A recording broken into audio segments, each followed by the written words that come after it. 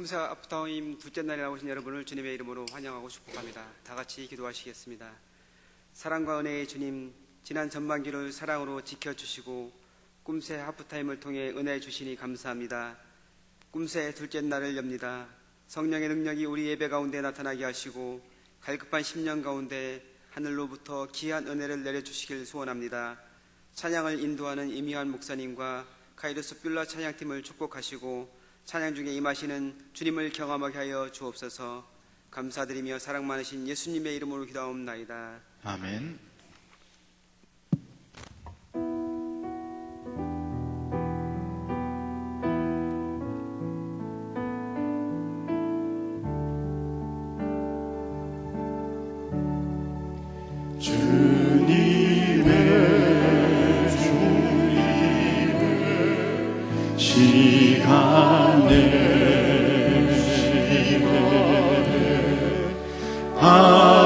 아름답게 모든 것 변하리.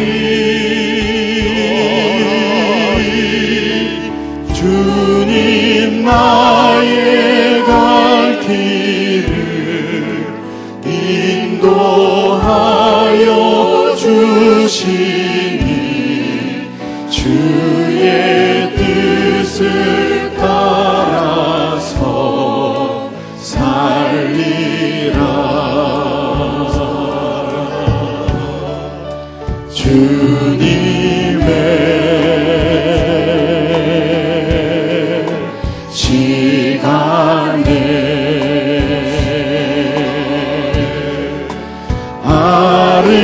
아름답게 모든 것 변하리.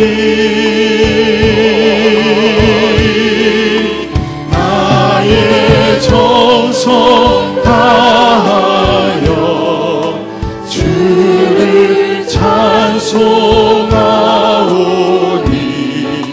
주의 뜻을 이루어 주소서. 우리 다시 한번 처음부터 주님의 시간에 고백합니다.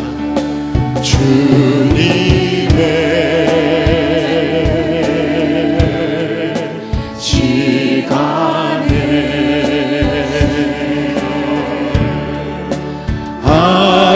아름답게 모든 것 변하리.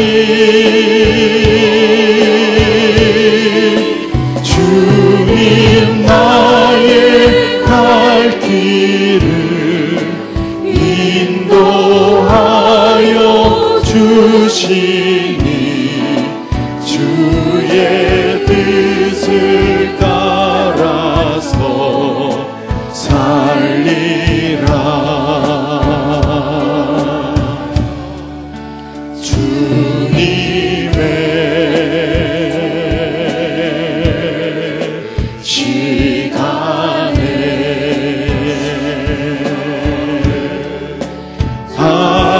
아름답게 모든 것 변하리. 나의 정성 다하여 주를 찬송하오니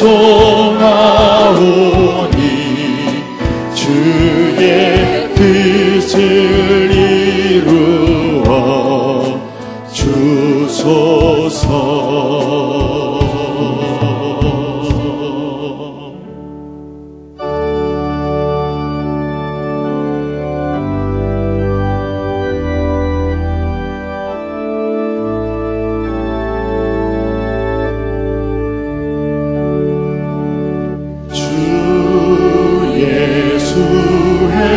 해변서 꺾을 때사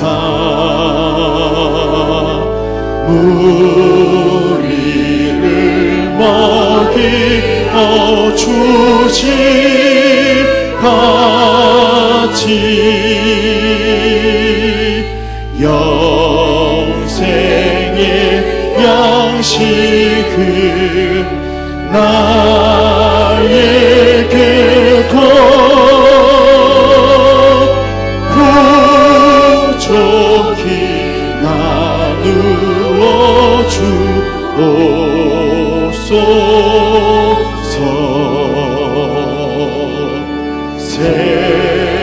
생명의 말씀이 나의 주여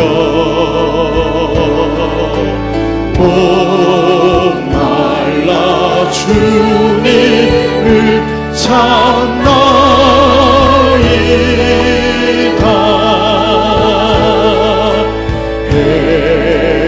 해변서 무리를 너희같이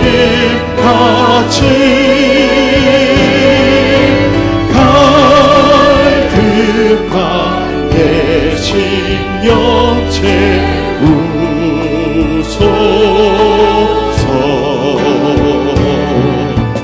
내 주여 진리의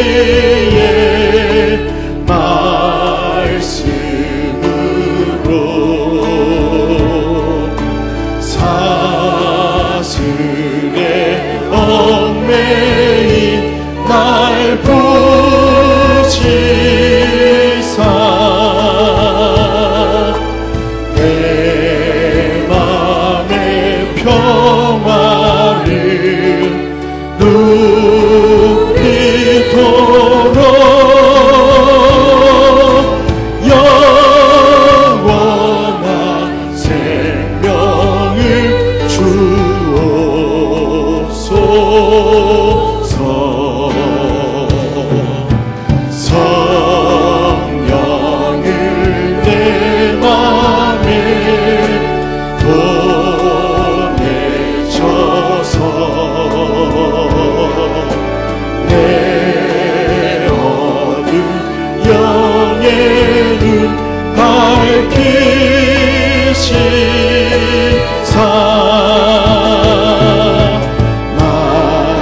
말씀의 강추인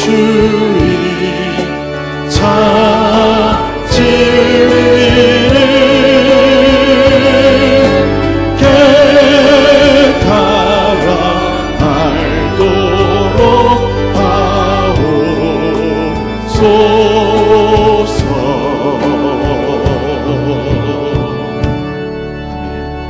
하옵소서. 이 시간 우리가 꿈새 하프타임 둘째 날 말씀을 전하실 목사님을 위해서 이 시간 중보해 주시기 바랍니다. 우리가 말씀이 선포될 때 이 말씀으로 하나님의 일하심을 경험하게 하시고 또 오늘 헌신하며 찬양으로 나아가는 삼사교구와 카이로스 중창단 가운데 하나님의 은혜가 있기를 원합니다.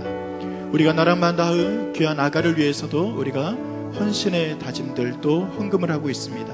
아버지 하나님께서 살려주셨으니 주님께서 귀하게 자라게 하시고 하나님께서 크게 키워주실 줄 믿으며 우리가 또 중보해 주시기 바랍니다. 우리 합심해서 함께 기도하겠습니다. 하나님 감사합니다. 오늘 금세 하프타임 둘째 날을 맞이해서 하나님 아버지 주님께서 우리에게 여러 가지 은혜가 있을 줄 믿습니다. 아버지 하나님 목사님을 세우셨사오니 목사님을 붙들어 주시고 오늘 헌신하는 귀한 성사교구와 하루 순장나가 함께 하실 줄 믿습니다. 주의 함께 임할 수 있도록 인도하여 주옵소서.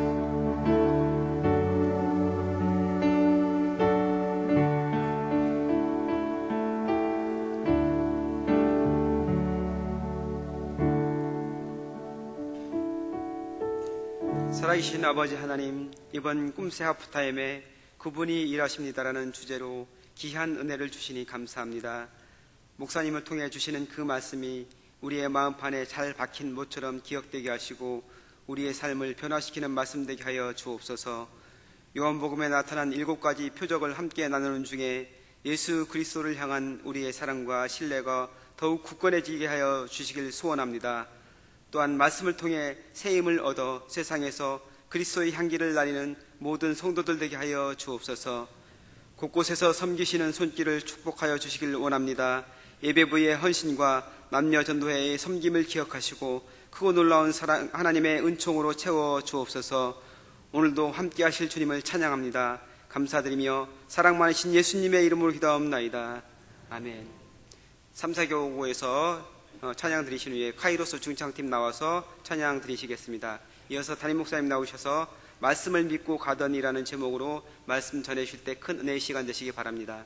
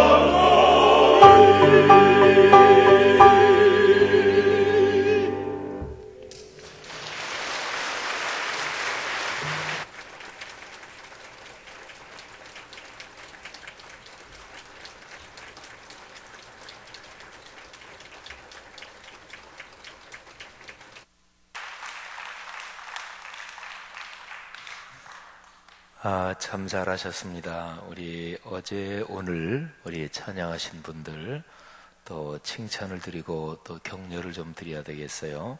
1, 2교구, 3, 4교구 참 잘하셨습니다. 교구별로 그렇게 찬양대를 한 두어 달에 한 번씩 찬양을 하시는 것도 참 좋겠다는 생각도 드네요. 찬양을 연습하실 때 그 가사를 사모하고 또 찬양 연습할 때도 그게 주님께 올려드리는 구약으로 말하면 제사요, 찬양의 예배요 그런 거거든요. 그러니까 연습하면서 이게 은혜를 받는 것이고 또 연습하면서 시작하고 끝날 때 기도하잖아요. 그러면 그게 기도에 하는 거하고 똑같은 거예요. 찬양 연습하는 게. 그러면 교구별로 한 두어 달에 한 번씩 찬양, 찬송 좋은 거 이런 거 하나 해가지고 교구 식구들이 같이 연습하고 또 하나님께 올려드리고 하면 진짜 참 좋겠다. 아주 교구들 잘하셨습니다. 오늘 지휘하신 자매님 또 우리 솔리스트죠. 또 참 잘하셨습니다. 그리고 어제 여디디 합창단, 오늘 카이로스 중창단 참 잘하셨습니다. 카이로스 중창단 연륜도 묻어나고 진짜 오랫동안 같이 하셨죠, 그죠? 그러니까 이게 마음이 같이 되고 또 서로 음색도 아주 잘 맞고 참 아주 찬양 은혜로웠습니다. 이제 연륜도 있으시니까 카이로스 주니어를 위해서 기도할 때가 됐죠. 카이로스 주니어가 또 구성돼서 카이로스의 멋진 전통이 또 복된 전통이 쭉 젊은 사람들에게도 이어지도록 참 감사합니다. 제가 한번 드린 예물 위해서 기도하고 말씀 듣죠. 하나님, 이 시간에 드린 예물에 오른손을 얹고 축복하며 기도합니다. 주 예수 그리스도께서 제자들을 축복하시고 또 사람들을 축복하시며 하나님의 거룩한 종을 주셨던 것처럼 하나님께서 이번 꿈새 하프타임에 하나님의 백성들, 사랑하는 성도분들 한 사람 한 사람의 마음의 정성 받아 주옵소서. 이번에 나란 만다흐 그 귀한 아이 그 부모님들이 몽골에 가서 살 때 예수 그리스도의 편지가 되게 하옵소서. 또 여러 병에 걸린 사람들을 고치고 돕고 또 그들에게 주님의 사랑을 전할 때 이 귀한 성도님들이 드린 사랑 나눔 헌금 오병이어의 기적이 되게 하옵소서.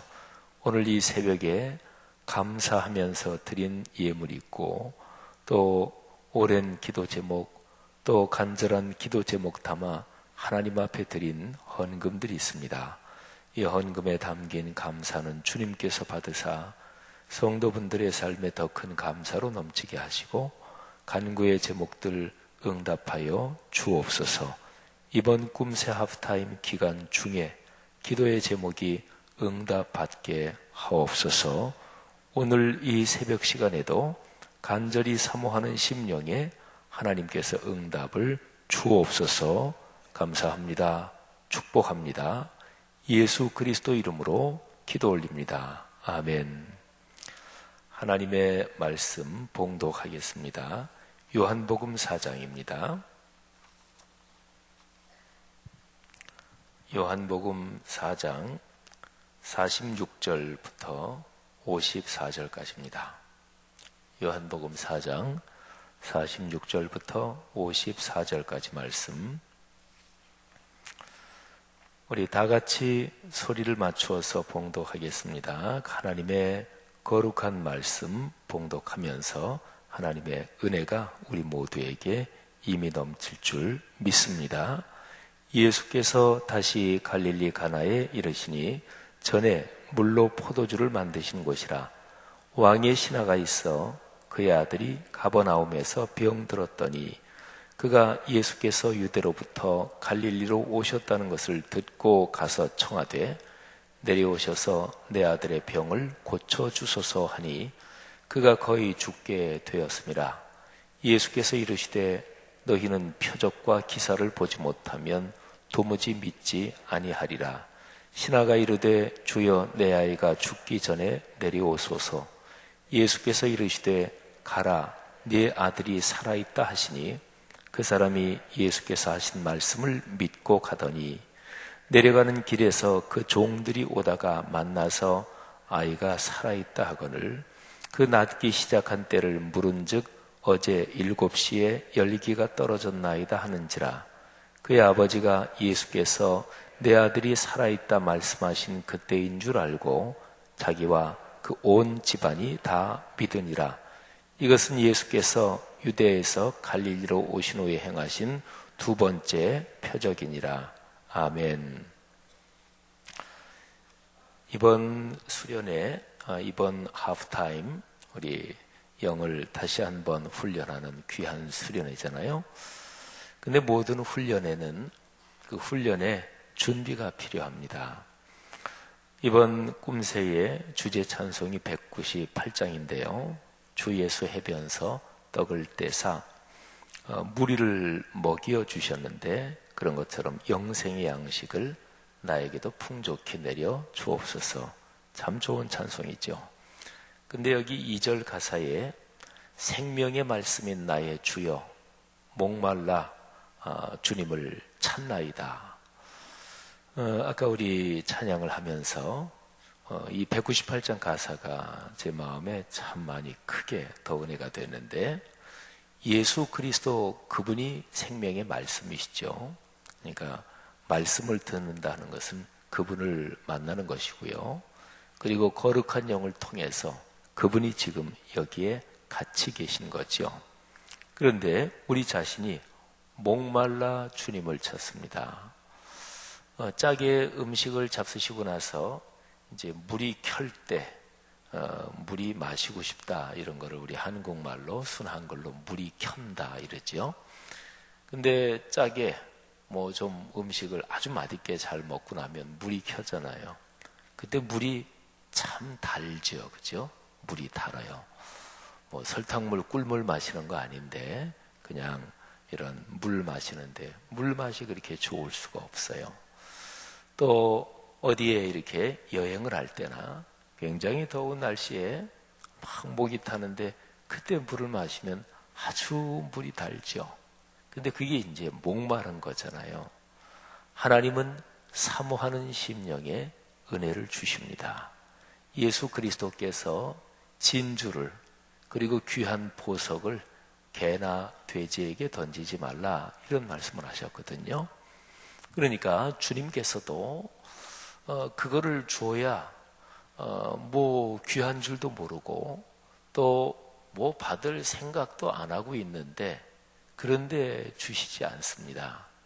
성경에서 기도 응답을 받는 가장 일반적인 가르침 중에 하나가 구하라는 것이고 그리고 간절히 구하라는 것이고 찾으라는 것이거든요. 그러니까 하나님의 은혜를 받는 가장 기본적인 것은 내 마음에 갈급한 심령이 있어야 합니다. 팔복에서 제일 첫 번째 복이 심령이 가난한 자는 복이 있나니. 심령이 가난하다. 이거는 성경을 해석하는 우리 주석가들이 또는 설교자들이 뭐 거의 공통적으로 그렇게 해석을 하지요. 내 마음속에 하나님의 은혜를 간절히 사모하는 하나님, 제게 주님의 은혜가 필요합니다. 꼭 필요합니다. 은혜를 주옵소서. 그게 바로 심령이 가난한 상태라는 거죠. 성도 여러분, 이번 꿈새 하프타임에 여러분과 저 우리 모두가 심령이 가난한 그리고 여기 주제 찬송 198장으로 말하면 목이 말라 주님을 찾는 갈급한 심령으로 큰 은혜 있기를 주의 이름으로 축복합니다. 7가지 표적 또는 뭐 기적이라고 해도 좋고 이적이라고 해도 좋고요. 근데 7가지 기적 이거를 우리가 묵상하는데 어제 새벽에 묵상한 말씀하고 오늘 새벽에 묵상한 말씀 이 2가지의 공통점이 있습니다. 7가지 표적이 상황이 다 달라요. 근데 어떤 표적은 예수 그리스도께서 그분이 미리 생각을 하시고 내가 이렇게 해야 되겠다. 그런 게 이제 본문 가운데 나타납니다. 근데 어떤 표적은 주님은 별로 생각이 없으신 것처럼 보입니다. 그런데 그 상황에 있는 그 사람들이 막 갈급해서 주님에게 요청을 하고 간청을 합니다. 근데 어제 본 말씀하고 오늘 본 말씀 이 두 가지 표적은 바로 그런 점이 공통적입니다. 갈릴리 가나의 어떤 결혼식 집, 거기에서 포도주가 떨어졌는데, 근데 그 집은 성서를 해석하는 사람들이 예수님의 모친 마리아와 친척 관계에 있을 거다, 이렇게 얘기를 해요. 그러니까 마리아가 나서시는 것이고, 또 특별히 그 집 하인들한테 이렇게 막 명령할 정도면, 지시할 정도면 그냥 손님으로 와서 그럴 리가 없잖아요. 그래서 친척 관계에 있는 집일 것이다. 뭐 어떤 친척 관계인지 모르지만 예수의 모친 마리아, 그 여인이 굉장히 안타까웠을 거 아니겠어요, 그죠? 그래서 그 요한복음 2장 본문에 보면 그냥 자신의 아들 예수에게 포도주가 떨어졌다네. 이거 어쩌면 좋으냐. 뭐 우리 성경에는 포도주가 떨어졌다, 그냥 이렇게만 기록이 되어 있지만 말하자면 굉장히 안타까운 심정으로 아들 예수에게 얘기를 하면서 또 야, 네가 좀 어떻게 좀 해봐라, 말하자면 이런 심정이었을 거예요. 예수님은 여자여, 그 일이 나와 무슨 상관이 있습니까? 내 때가 아직 이르지 않았습니다. 어머니에게 무례한 것 같기도 하고 또 어머니의 요청, 부탁을 거절하는 것 같은 좀 쌀쌀맞은 퉁명스러운 태도인데, 그런데 마리아는 계속해서 요청을 하는 거죠. 뭐 얘기할 때 그 옆에 하인들이 있었는데, 여보시게들, 내 아드님, 이 예수가 하는 대로 뭐든지 하여튼 말하는 대로 즉각적으로 순종해라. 이 얘기는 아들 예수에게 거절하는 그 얘기를 마리아가 듣고서도 계속해서 부탁을 하고 또는 간청을 하고 그러는 거죠. 오늘 우리가 같이 읽은 성경 말씀, 여기에도 마찬가지입니다. 자신의 아들이 병이 걸렸는데 근데 거의 죽게 됐습니다. 뭐 이거는 무지무지하게 심각하다는 거잖아요. 거의 다 죽게 됐습니다. 그래서 이 아버지가 예수님에게 부탁하는 거죠. 지금 장소는 갈릴리 가나입니다. 그러니까 첫 번째 표적하고 두 번째 표적은 장소가 똑같아요. 예수님이 한때 찾아와서 주님, 선생님, 좀 내 아들 병을 고쳐주십시오. 근데 그 아들은 지금 가나에 있는 건 아니고 가버나움에 있습니다. 그러니까 부탁하기를 좀 같이 가버나움으로 좀 내려가셔서 제 아들의 병을 고쳐주십시오. 근데 예수님께서 이 너무나 절박한 이 아버지에게 좀 퉁명스럽게 대답을 합니다. 너희는 표적과 기사를 보지 못하면 도무지 믿지 않는구나. 뭐 이거는 뭐 고쳐달라고 그러고 굉장히 절절한 심정인데, 그런데 예수님께서 표적과 기사를 보지 못하면 도무지 믿지 않는구나. 이 말씀은 말하자면 그 아버지에게 대해서는 약간은 좀 책망보, 뭐 하여튼 그런 거잖아요. 그런데 그 아버지가 왕의 신하지요. 헤롯 안티바스라는 왕을 섬기는 공직에 있는 사람인데, 예수님의 이 말씀을 듣고 주여, 제 아이가 다 죽게 됐습니다. 죽기 전에 내려와 주십시오. 다시 한번 또 간청하는 거지요. 성경에는 그런 얘기가 무지무지하게 많이 나옵니다. 우리 그리스도인들이 기도에 대한 아주 가르침이다, 이렇게 굉장히 많이 들었던 그 얘기도 마찬가지인데, 야곱의 약복강 나루터의 씨름 얘기입니다. 야곱은 그때 절박했습니다. 자기 형 에서를 이제 만나야 되는데 이제 에서가 자기를 죽일 것 같아. 아주 절박한 상황이지요. 20년 타향살이 끝에 그래도 성공했고, 그래도 큰 가소를 이루었고, 재산도 많이 모았어요. 근데 그게 전부 다 무위로 돌아가고, 그리고 뭐 그것뿐만 아니라 자기도 지금 죽을지도 몰라요. 이거 얼마나 절박해요. 그래서 천사와 씨름하는 구약 성경의 그 얘기는 아주 절박하고 절절한 야곱의 상황, 그게 이제 사실은 그 본문의 가장 기본적인 베이스예요. 거기서 천사가 씨름하면서 자기를 좀 놔달라 그러는데도 놔주지 않잖아요. 야곱의 환도뼈가 부러지도록 천사가 치는데도 안 놔줍니다. 내가 나를 축복해 주시기 전에는 내가 놓지 않습니다. 아예 내가 축복을 못 받는다면 차라리 여기서 죽는 게 낫습니다. 절박하고 갈급한 심령에 하나님께서 채우신 것이지요. 성도 여러분들이요, 우리의 삶에는 누구에게나 다 필요가 있어요. 이게 필요하다, 이게 필요하다, 이런 거지요. 근데 필요가 있는 그 사람에게 하나님이 채워주시고, 또 자기가 있는 필요, 이거를 간절하게 하나님께 구하는 사람에게 하나님이 채워주시는 거죠. 여러분의 삶에 요즘에 지금 살아가시면서 뭐가 필요하십니까? 사람은 누구나 다 경제적인 면이 필요하지요. 또 건강이 필요합니다. 마음의 평안과 행복이 필요합니다. 내 아들, 딸, 손자, 손녀, 또는 내가 일하는 직장, 사업, 대인 관계와 연관해서 사람들은 각기 누구나 다 필요한 것을 가지고 있습니다. 근데 신앙은 내가 필요한 그것을, 이거를 하나님 앞에 가져가는 거, 이 훈련하는 게 신앙입니다. 내게 필요하고 또 거기에 대해서 간절하게 찾는데 필요한데 금방 채워지지 않으면 사람은 안달이 나고 또 걱정이 되고 염려되고 그러잖아요.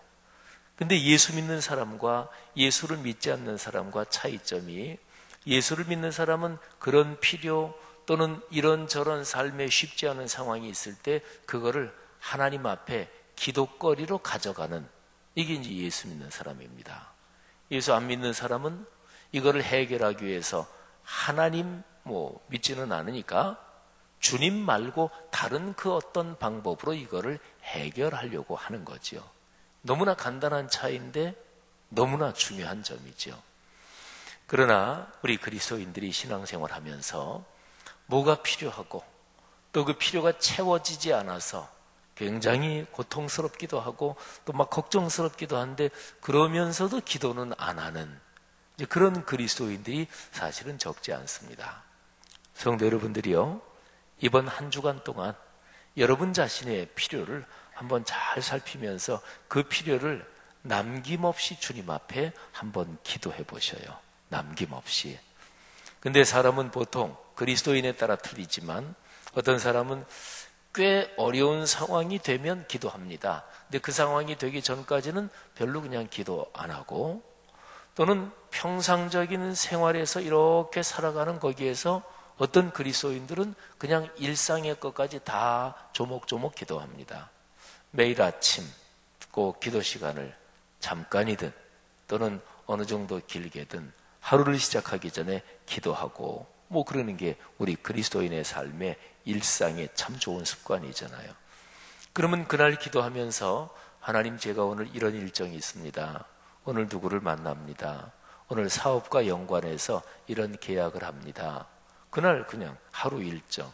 근데 오늘 누구 만납니다 하는데 그 사람 만나서 큰일 날 것 같아. 그 사람 만나서 만나는 게 굉장히 어려워. 그런 게 아니고 그냥 오늘 미팅 일정이 있고, 그런데도 하나님 누구 만나는데 만나서 참 둘이 얘기가 잘 되게 하옵소서.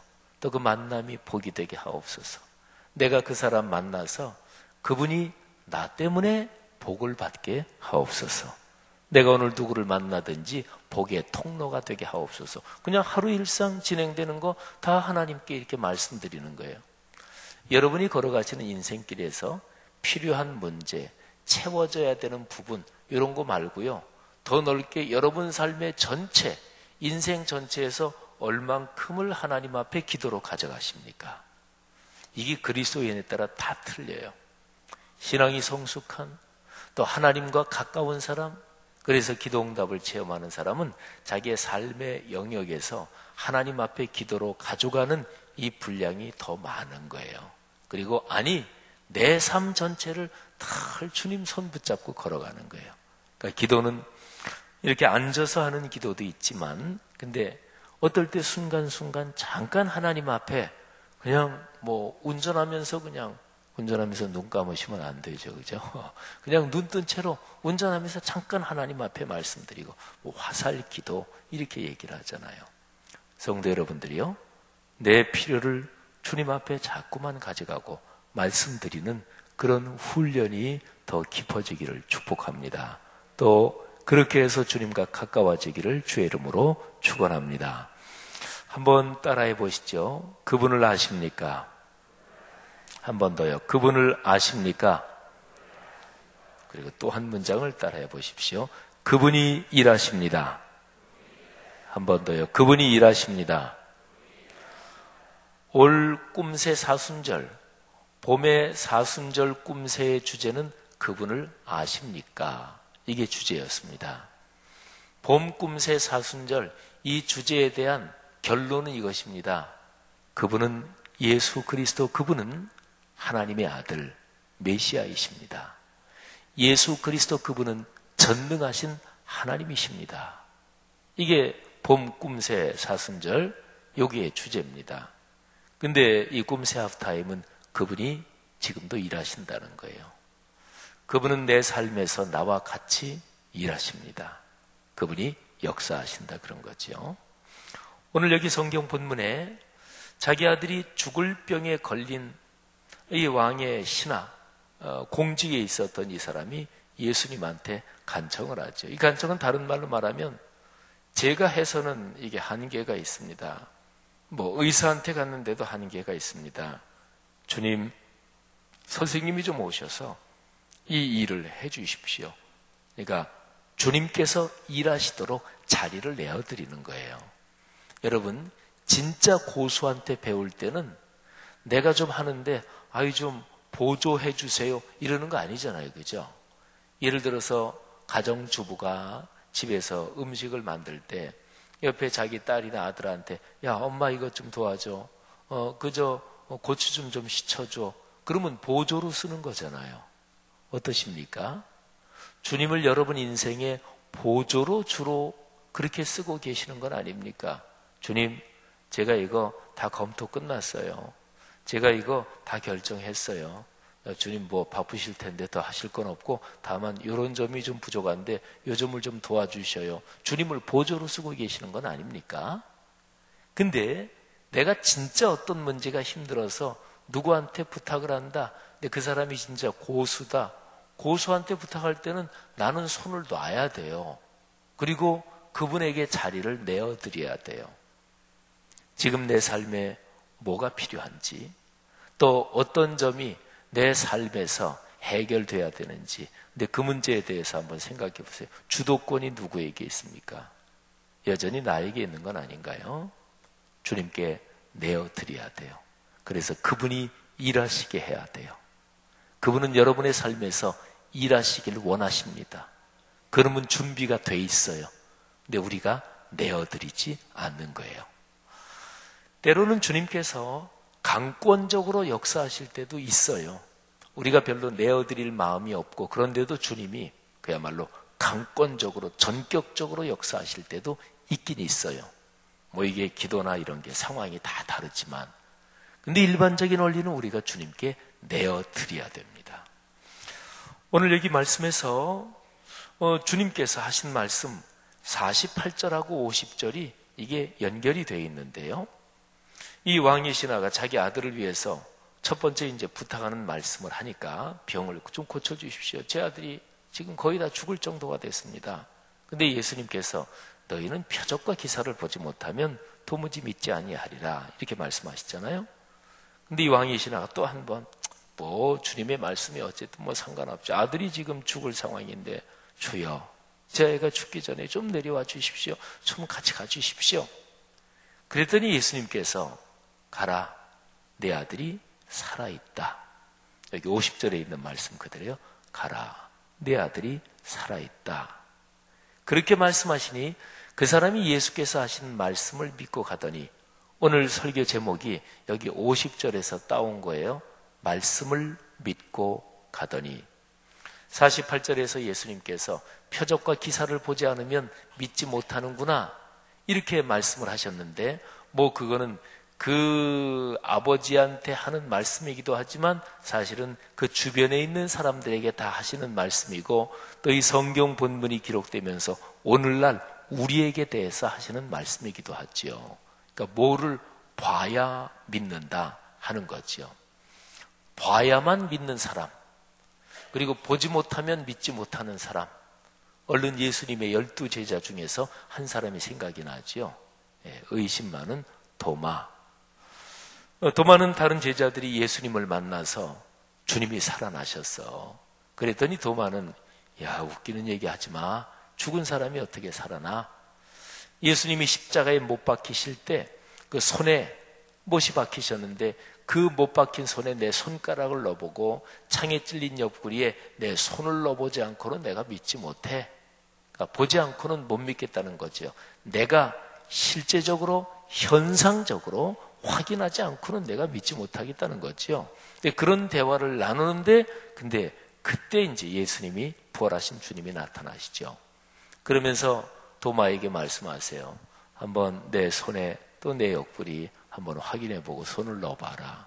근데 도마가 넣어보기까지는 안 했겠죠. 딱 보고서 이제 나의 주, 나의 하나님이요 하고 고백합니다. 그때 주님께서 또 이런 말씀을 하세요. 그러니까 성경에는 예수님이 어떤 상황에서 무슨 말씀을 하시는데, 그 말씀은 그 상황에 있는 그 사람한테만 하시는 말씀이 아니라 일반적인 모두에게 하시는 말씀이고, 그리고 그 후대에 주님을 믿는 거룩한 하나님의 말씀으로 기록이 돼서 그 후대의 신앙생활하는 모든 사람에게 하시는 말씀이기도 한 그런 기록들이 있죠. 주님께서 도마에게 하신 말씀도 그런 거예요. 너는 봤기 때문에 믿느냐? 보지 못하고 믿는 자들은 복되다. 더 복되다. 여러분, 눈으로 보고 믿는 거하고, 그러니까 귀로 듣고 믿는 거하고, 이게 눈으로 확인하고 나서야 그 다음에 믿는 거하고, 확인하기 전에 그냥 말하는 거를 듣고 믿는 거하고, 이 두 가지 중에서 듣고 믿는 게 훨씬 더 깊은 고차원의 그리고 성숙한 믿음입니다. 진짜로 믿을 만한 신뢰 있는 사람한테 무슨 일을 할 때 누가 말을 하면, 아유 그래요, 알겠습니다. 계약서를 써야지요. 아유 괜찮아요. 당신과 나 사이에 당신 말 한마디면 계약서보다 더 신뢰하고 보증서보다 각서보다 더 분명합니다. 우리 사이에 말했으면 됐지. 이게 최고의 신뢰 관계잖아요. 그죠? 그러니까 말이라는 것은 원래 본질적으로 말하면 그 사람의 인격이 담긴 게 말이에요. 근데 이제 서로의 인격을 신뢰하지 못하는 거죠. 그런 세상이 되고 또는 그런 관계들이 있으니까 계약서도 쓰고 이런 게 사실은 인간 관계에서 합리적이고 좋아요. 그런데 진짜로 친한 사이 하면은 그냥 말로 믿잖아요. 주님하고 얼마나 친하십니까?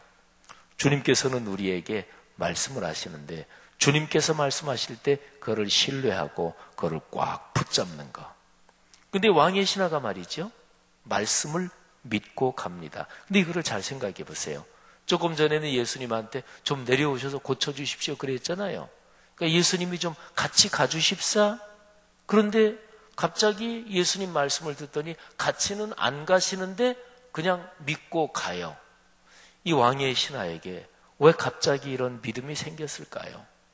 지금 자기 아들이 절박한데 그러면은 그냥 같이 안 가는 것보다 진짜로 같이 갔으면 좋겠다. 이게 간절할 거 아니겠어요? 좀 와서 머리에 손을 얹고 안수하여 기도하시고 또는 같이 가서 좀 손도 잡아주시고 이 직접적인 이게 이제 사람이 어려울 때는 굉장히 필요한 거지요. 근데 갑자기 가라, 내 아들이 살아있다 이렇게 말씀하시는데 그 말씀을 믿고 그냥 혼자 갑니다. 저는 이 말씀을 가만히 묵상하고 어제도 이 말씀을 이렇게 묵상하다가 잘 때도 어떻게 그 아이의 아버지에게 갑자기 그런 믿음이 생겼을까? 근데 48절에 이 아버지가 요청을 했을 때 예수님이 그 아버지에게 하시는 말씀이기도 하지만 모든 주변에 있는 사람들에게 다 하시는 말씀이지요. 너희는 표적과 기사를 보지 못하면 도무지 믿지 아니하리라. 근데 예수님의 이 말씀을 듣는 순간 그 아버지에게 어떤 깨달음 같은 게 꽉 하고 다가왔을 그런 가능성이 많습니다. 사람은 이제 어떤 깨달음이 올 때 뭐 늘 들었던 얘기인데 근데 어떤 깨달음이 꽉 올 때 이게 그냥 마음이 또는 내가 이게 눈이 꽉 열리는 경우가 있잖아요. 저는 옛날에 저 수원중앙침례교회 고명진 목사님이 와서 부흥회하실 때 자신의 자녀가 대학에 입학할 때 등록금을 내고 그러잖아요. 근데 자녀가 대학 입학 등록금 내는 그 정도 한번 헌금해 보신 적이 있습니까? 그런 무슨 얘기를 하는데 갑자기 가슴에 깨달음이 꽉 들더라고요. 그잖아요. 우리 내 자녀니까 또 애들 뭐 대학 보내고 그러는데 대학 등록금 부르면 꽤 큰 금액이잖아요. 성도들 가운데는 뭐 그거보다 훨씬 더 큰 금액을 특별한 일에 뭐 건축헌금도 하고 작정헌금도 하고 그렇게 바치는 분들이 많이 있지만 일반적으로 그리스도인들한테서 내 아이 그러면 다 소중하잖아요. 내 아이 등록금 이거는 당연히 부모로서 하는 거죠. 근데 주님께 그렇게 한번 해본 적, 그런 심정으로 주님께 해본 적이 있느냐. 그때 그 설교를 듣는데 제 마음속에 깨달음이 오면서 금액이 문제가 아니라 심정 자체가 그런 심정으로 내 아이에 대한 심정으로 주님께 그렇게 심정을 가져본 적이 있느냐. 근데 마음에 갑자기 깨달음이 확 오더라고요. 이 사람이 주님께서 표적과 기사를 보지 못하면 도무지 믿지 않는구나. 근데 이 말씀을 듣는데 이 아이 아버지 마음속에 갑자기 깨달음이 열린 것 같아요. 그래서 이 예수님께서 가라, 내 아들이 살아있다.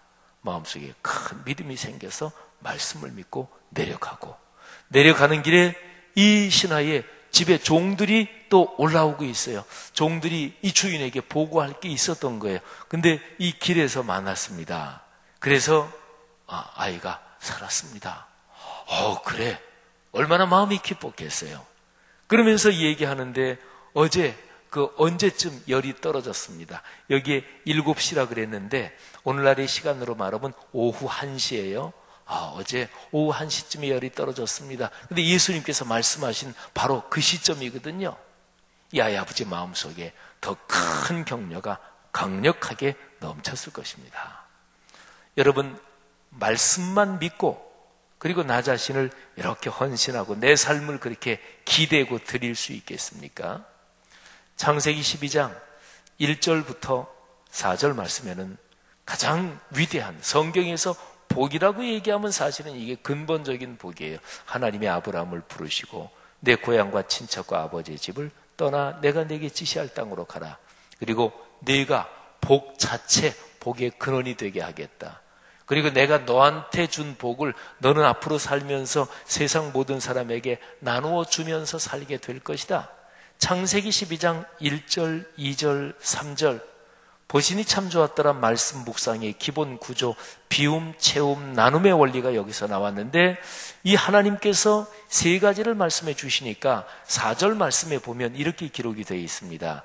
이에 아브라함이 여호와의 말씀을 따라갔고, 여기에서의 중요한 표현, 말씀을 따라갔고, 왕의 신하, 말씀을 믿고 가더니, 주님께서 베드로를 처음 부르실 때 그 장면이 누가복음에 기록이 되어 있는데, 그런데 그날 새벽에, 그날 아침에 베드로는 그 전날 밤이 새도록 고기를 잡으려고 했는데 잡지 못했습니다. 근데 예수님께서 배 잠깐 좀 빌립시다. 그래서 모여든 사람한테 이 바닷가에 베드로의 배에 이렇게 앉으셔서 사람들에게 설교를 하시고 다 끝나고 나서 한번 그물을 던져보시지요.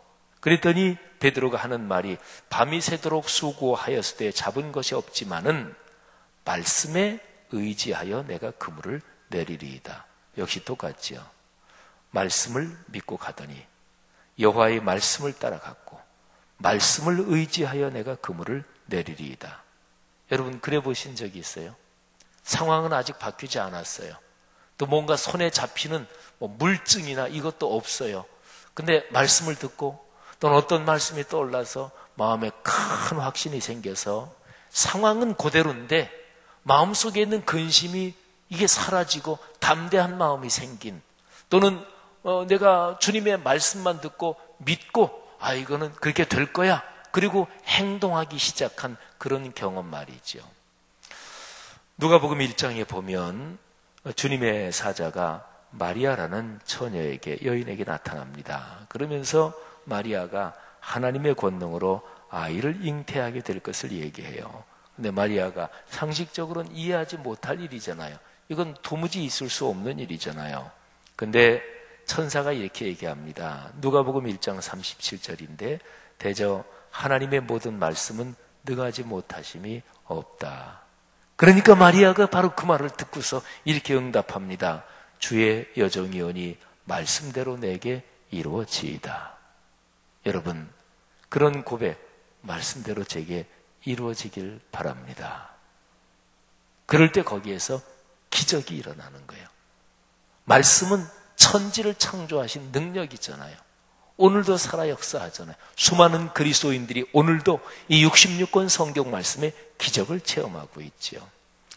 저는 군복무할 때 81년인데 군복무할 때 제가 60까지 쭉 걸어오면서 제 인생에서 가장 힘들었던 때, 가장 어려웠던 때 그러면은 뭐 한참 20대 초반이지만 하여튼 그때가 가장 힘들고 가장 어려웠던 몇 군데 중에 하나예요.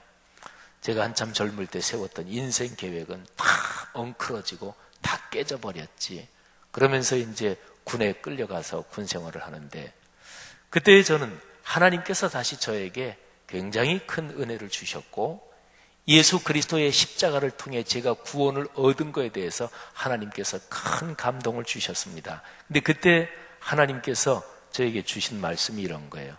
그가 죽으심은 죄에 대하여 단번에 죽으심이요, 그가 살아계심은 하나님께 대하여 살아계심이니 이와 같이 너희도 너희 자신을 죄에 대하여는 죽은 자요 그리스도 안에서 하나님께 대하여는 산 자로 여길지어다. 로마서 6장 10절 11절 말씀이에요. 2000년 전에 골고다 언덕에서 십자가에 달려 돌아가신 그 예수 그리스도의 죽으심 때문에 2000년 후에 태어나서 살고 있는, 그리고 20대 초반이었던 내가 바로 그렇게 죄에 대해서는 죽고 하나님께 대해서는 살아있는 그런 구원의 은혜를 얻었다. 이게 2000년의 시차가 갑자기 사라지면서 예수 그리스도의 골고다 거기에서 보혈을 흘리신 그게 바로 나를 위한 것이었구나. 한참 젊을 때 인생의 계획이 막 다 깨지고 엉클어지면서 몸부림하고 있는 그 젊은이에게 바로 나를 위해서 예수님이 십자가에 못 박히셨구나. 이게 갑자기 깨달음이 왔어요. 얼마나 기쁜지. 우리 남자들은 잘 알잖아요. 군 생활은 이래도 기쁘고 저래도 즐겁고, 그래서 군대 제대할 때는 왜 이렇게 빨리 제대하나, 좀 더 있고 싶다. 이게 남자들의 심정이잖아요. 저는 군대에 끌려갔으니까 얼마나 더 힘들었겠어요. 근데 이 말씀을 깨닫고 나서 마음에 기쁨이 오는데 그 뒤로는 너무나 기뻤어요. 그래서 창원의 충성교회 거기에서 신회 활동도 하고 하면서 너무너무나 기쁘고 행복했습니다. 상황은 아무것도 변하지 않았어요.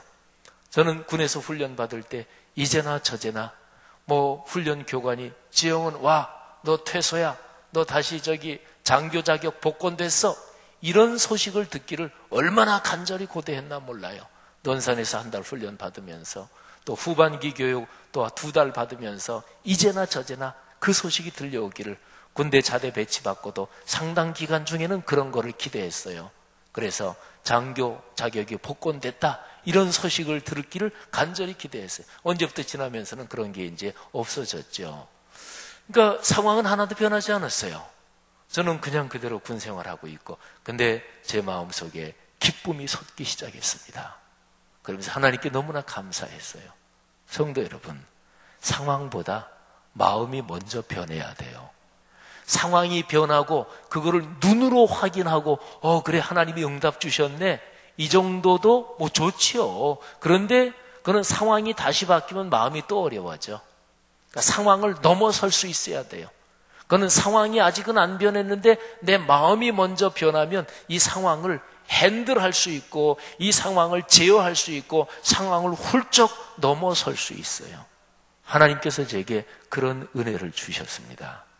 성도 여러분, 오늘 여기가 치병에 대한, 병고침에 대한 말씀이잖아요. 오늘 이 말씀을 통해서도 여기 있는 여러분들 중에 병고침의 은혜를 하나님이 주시기를 주의 이름으로 축원합니다. 오늘 이 자리는 없더라도 여러분의 가족, 자녀 또는 아는 사람들을 위해서 그분의 치병을 위해서 기도하실 때 하나님이 기적적인 역사를 일으켜 주시기를 주의 이름으로 축원합니다. 이번 꿈새 하프타임을 통해서 상황보다 먼저 거룩한 말씀으로 내 마음이 변하고 그래서 말씀을 믿고 그 상황에서 하나님이 원하시는 길로 거용감하게 걸어가는 이런 말씀으로 내 마음이 변하고 말씀으로 삶의 길을 걸어가는 이런 축복이 있기를 주님의 이름으로 축원합니다. 기도하십시다. 들은 말씀을 끌어안고 하나님 앞에 기도하겠습니다. 또 꿈새 하프타임 2번의 말씀을 들었습니다.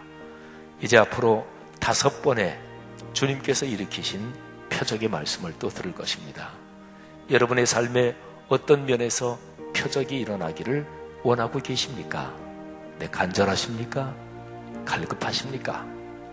그리고 하나님의 거룩한 말씀이 모든 것을 해결할 능력이 있다는 사실을 믿으십니까? 여러분, 주님의 말씀은 능력이 있습니다. 천지를 창조하신 말씀이고요. 그리고 풍랑이는 바다를 잔잔케 하셨던 것도 주님의 말씀이셨고 주님의 입에서 나온 명령이셨습니다. 주님은 성경에 기록된 수많은 축복의 말씀으로 여러분의 삶에 풍랑을 잠재우시고 여러분을 축복하기를 원하십니다. 이번에 꿈새 하프타임에 큰 은혜 받게 하옵소서. 내 삶에 기적이 일어나게 하옵소서. 표적이 일어나게 하옵소서. 그리고 주님께 영광 돌리며 살겠습니다. 남은 5번의 말씀을 위해서 기도하시고 말씀을 전하는 부족한 저를 위해서 기도하시고 나라와 민족, 여러분의 가정, 또 구역, 성도들을 위해서 기도해 주시기를 바랍니다. 다 같이 동성으로 자유롭게 기도하시다가 돌아가시겠고 내일 새벽에 뵙겠습니다. 하나님 아버지, 은혜를 진심으로 감사합니다. 오늘 이 새벽에 주님의 거룩한 말씀을 다시 들었습니다. 말씀을 믿고 가더니 이 아이 아버지에게 하나님께